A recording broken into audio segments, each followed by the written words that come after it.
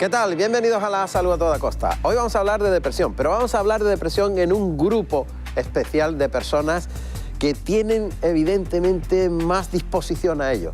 Hablamos de las personas de la tercera edad, de las personas mayores, que sí que tienen ese enemigo presente permanentemente. Lo vamos a hacer con un auténtico especialista, un geriatra, el doctor Gregorio Sánchez, que nos visita de Vallesol. Él conoce como nadie esas tendencias que se producen más frecuentemente de lo que nos gustaría. Y vamos a ver las claves para intentar detenerlas si es posible. Pero antes, vamos con el sumario. Hoy en La Salud a Toda Costa nos visita el doctor Gregorio Sánchez, especialista en geriatría, para hablarnos de la depresión en las personas mayores.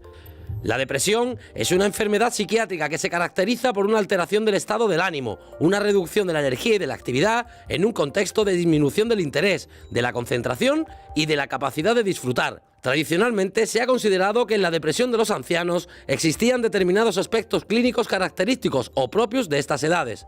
Entre ellos destaca un exceso relativo de quejas somáticas, hipocondriasis o agitación. Todos los detalles sobre cómo detectarla y combatirla a continuación en La Salud a Toda Costa con Juan Ramón Romero.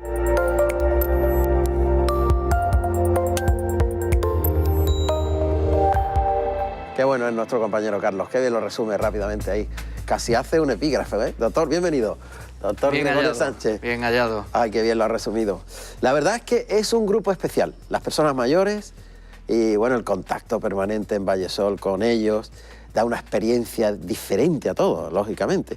¿Es un grupo especialmente de riesgo con la depresión, doctor? Sí, evidentemente envejecer no es estar deprimido, deprimirse no es envejecer tampoco, pero son personas que por determinados acontecimientos que pueden ocurrir en su vida tienen más riesgo de padecer depresión. Claro, tienen peligros. Y estos acontecimientos además son muy variados, desde la soledad, el aislamiento, el tener una reciente pérdida de un familiar querido o un acontecimiento vital estresante, como puede ser un accidente, una hospitalización, conlleva a una población especialmente vulnerable a padecer depresión. Las cifras además son muy variopintas, pero en el último estudio europeo sobre depresión en la comunidad, es decir, en nuestro medio habitual, sí, en personas no institucionalizadas, marcan entre un 10 y un 12% de las personas mayores de 60 años que pueden padecer depresión. Altísimo. Muy alto. Si nos vamos a pacientes institucionalizados, como pueden ser hospitalizados o en residencias, como en la que yo trabajo en Vallesol, sí, la incidencia es aún mayor. Podemos hablar hasta de un 50-60% de pacientes que pueden padecer depresión. Ahí quizás tiene que ver el buen diagnóstico. Efectivamente. ¿Verdad? Porque ahí estáis cercanos a ellos y podéis diagnosticarlo mucho mejor. Muy importante, una depresión, tratarla porque conlleva un sufrimiento personal, conlleva un déficit de funcionalidad, un déficit de capacidad de relación con los demás, de socialización. Luego, como tú bien dices, hay que hacer un diagnóstico precoz y tratar precozmente porque estas enfermedades tienen una alta tasa de curación. Ajá. ¿Cuáles serían, digamos, los matices? Porque supongo que serán matices. Sí. ¿Y cuáles son las circunstancias que hacen peculiar la depresión en la persona mayor? Bien, la depresión en la persona mayor tiene una característica fundamental que es atípica. Es decir, en un paciente más joven, habitualmente se lo estamos viendo en su forma de expresar. Muchas veces los ancianos se retraen, se aíslan, no cuentan lo que le pasa. Incluso algunos de ellos lo ven como un paso más en el envejecimiento, una característica más del envejecimiento. Lo ven como normal. Lo ven como normal. Yo ya, ¿para qué voy a disfrutar de estas cosas? Yo ya no... en forma de quejas somáticas, como han dicho en la introducción, en forma de falta de aseo, falta de acicalamiento, falta de interés por las cosas, en forma de agitación muchas veces, en forma de ideas delirantes, es decir, ideas que no tienen una conexión con la realidad, pero fundamentalmente en la persona mayor es que no hay disfrute de las cosas, no disfrutan de las cosas. Cuando vemos que un paciente mayor deja de salir de casa, prefiere quedarse en casa que salir, deja de tener su ámbito social y no se relaciona, deja de comer, duerme mal, se queja de dolores de cabeza, de estómago, musculares, etcétera, debemos siempre sospechar que puede haber una depresión detrás. Ajá, ajá. ¿Todas las depresiones son susceptibles de ser tratadas con fármacos o no? No. No. No. La depresión, como la mayoría de las patologías psiquiátricas, tienen, digamos, un escalonamiento del tratamiento. Hay algunas que responden a fármacos y otras que no responden a fármacos. De hecho, todavía se utiliza en depresiones graves que se han agotado las posibilidades farmacológicas, la posibilidad de utilizar terapia de electroshock, ¿no? Para intentar reanimar a ese paciente que está llegando a una situación de gravedad, incluso que puede conllevar una afectación de su vida, ¿no? Sí, ¿verdad? Sí. La mayoría, por dar un mensaje esperanzador, esos Hombre, son casos, la mayoría son tratables, son curables y va mucho de tener un tratamiento a no tenerlo. Por eso yo animo a todo aquel que pueda pensar que tiene una depresión, que consulte con su médico y se le haga una valoración de estos síntomas que muchas veces, ya digo, nos acostumbramos, ¿no? Y podemos estar mejor. Ajá. ¿Es factible el que una persona conviva con una depresión permanentemente y ni siquiera lo sepa que la tiene? Sí, de hecho pasa como con la anemia. Tú puedes tener una anemia severa y tolerar el ejercicio porque tu ámbito de relación, tu ámbito de exigencia en el día a día te permite caminar, ¿no? Pues la depresión igual. Tú puedes tener una depresión larvada, crónica, a la cual te has acostumbrado a pesar del sufrimiento que te conlleva. Ajá. Y hay tratamientos para estar mejor, para poder hacer más cosas, para tener menos dolor, para tener menos sufrimiento. Realmente la depresión, el trasfondo lo que lleva en el paciente mayor es la anedonia, es decir, el no disfrute de las cosas. Ajá. Muy importante tratarla para que puedan ser personas que, digamos, hagan una vida más plena, porque también la depresión lleva un déficit de funcionalidad. Si el paciente mayor se deprime, deja de hacer cosas, deja de alimentarse, deja de moverse y detrás de esa depresión pueden venir otras patologías que le llevan a una invalidez. Claro, claro, o sea que tiene unas consecuencias en cascada. Correcto, sería, digamos, un declive que se inicia por una patología psicológica, psiquiátrica y puede llevar a un declive funcional, físico. Me ha sorprendido mucho la cifra del 50% sí, señor, de las personas. 50, 70, sí. Pero es que es la mitad de la población, de la gente. Es cierto, de la población mayor, ¿no? Sí, Estamos hablando de población claro, institucionalizada en residencias de larga estancia. Sí. Por eso, desde Vallesol, desde luego, tenemos programas de valoración al ingreso para detectar estas patologías al ingreso, no dejar que tengan un curso sin un tratamiento. Tenemos una valoración psicológica al ingreso, tenemos una valoración de una serie de tests que nos permiten saber en qué grado de depresión estamos y además tenemos unas terapias no farmacológicas, aparte de la utilización de fármacos, que también nos permiten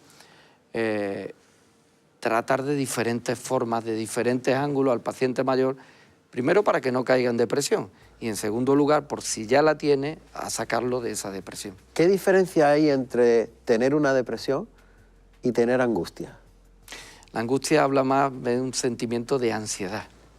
La angustia o ansiedad es un sentimiento en muchas ocasiones premonitorio de que nos puede ocurrir algo o de que no estamos conformes con nuestras expectativas. En la depresión lo que predomina, como he comentado antes, es la tristeza vital, la falta de disfrute de las cosas, el trastorno del sueño, ese sueño fragmentado y que tenemos un despertar precoz, nos despertamos y ya no conciliamos el sueño. Lo característico es que a lo largo del día vayamos mejorando y por la tarde, si tenemos depresión, estemos mejor. Lo característico de la depresión en el mayor es que se está quejando, va buscando un poco el cariño de los demás, etcétera. Va buscando un alivio a sus propios síntomas. En la ansiedad lo que predomina es una situación de inquietud. De inquietud. Efectivamente. Como que de puede miedo. estar asociado, Incluso miedo. de miedo. Miedo. Y pueden estar asociados. Pueden estar asociados. La depresión en muchos casos conlleva ansiedad porque el paciente ve que deja de hacer cosas, deja de disfrutar las cosas y por tanto le provoca un estrés, ¿no? Una ansiedad. Es un cuadro que hay que tratar, Sí. y que hay que tratar bien y que tiene tratamiento.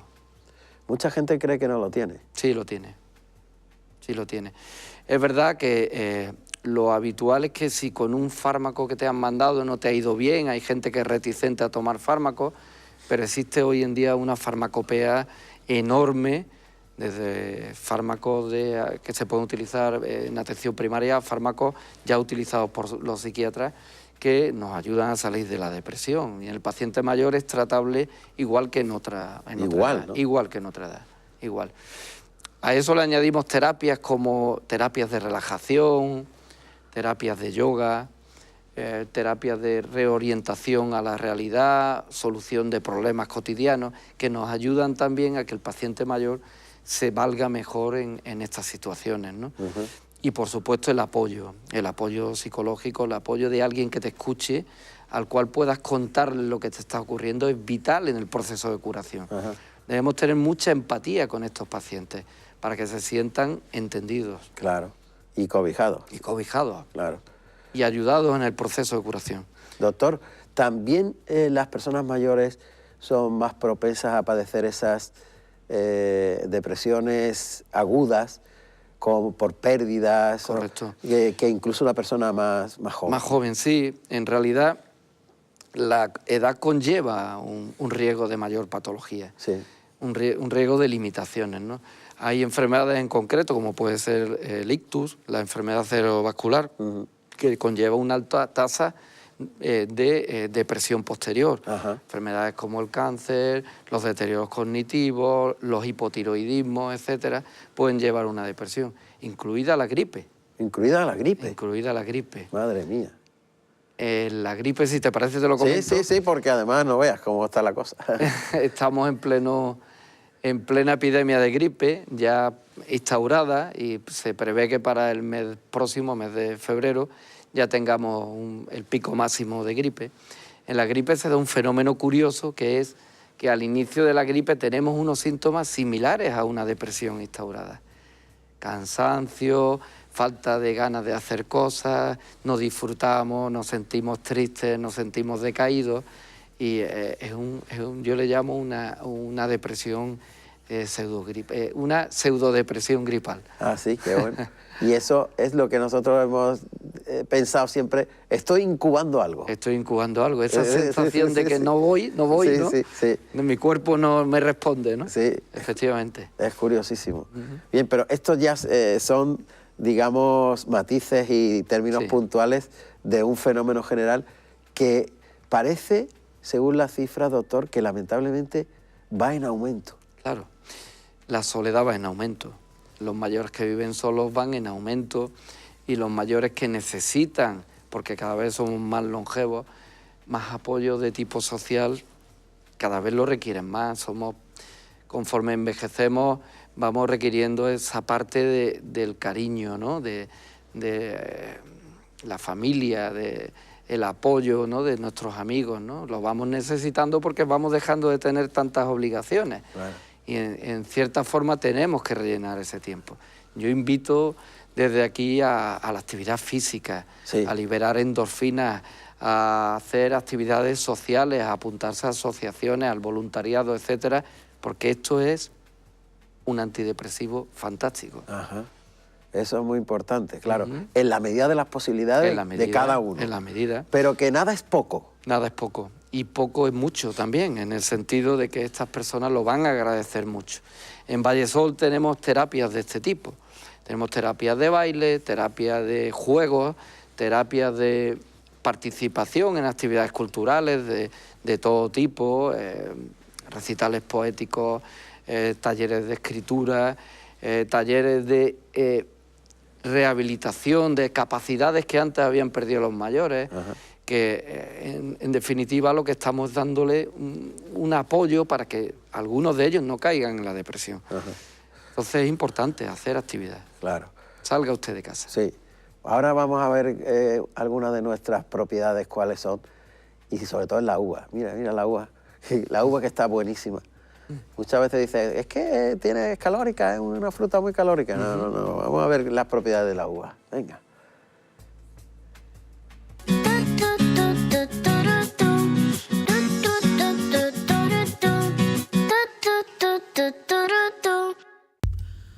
La uva es una fruta muy beneficiosa para la salud.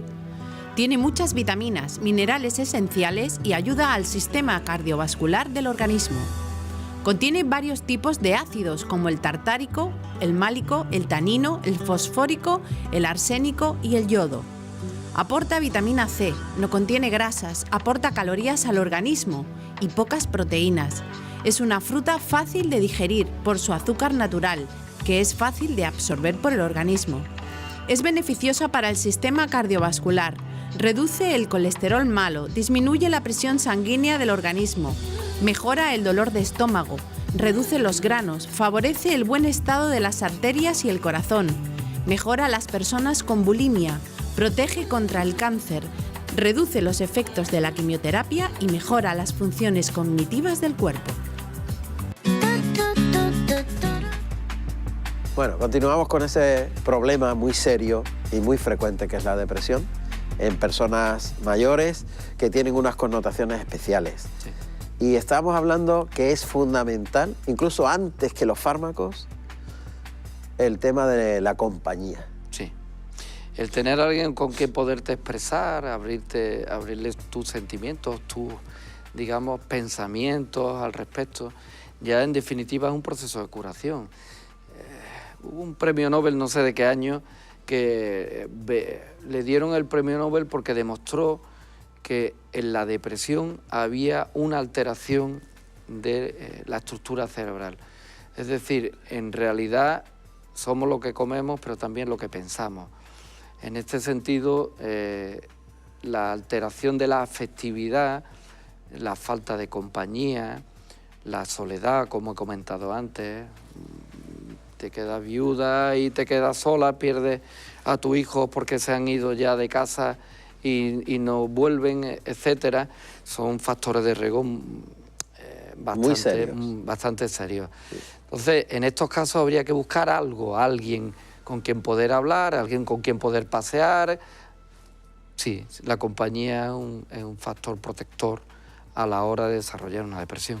¿Y cuándo entran los fármacos en escena? Los fármacos es cuando ya el médico ha hecho un diagnóstico. Yo, por supuesto, recomiendo siempre que uno tenga sospecha o el familiar, el cuidador de que la persona mayor puede tener depresión, llevarlo al médico y que haga un diagnóstico diferencial que básicamente consistirá en una entrevista sobre los síntomas que tiene, sobre si tiene algún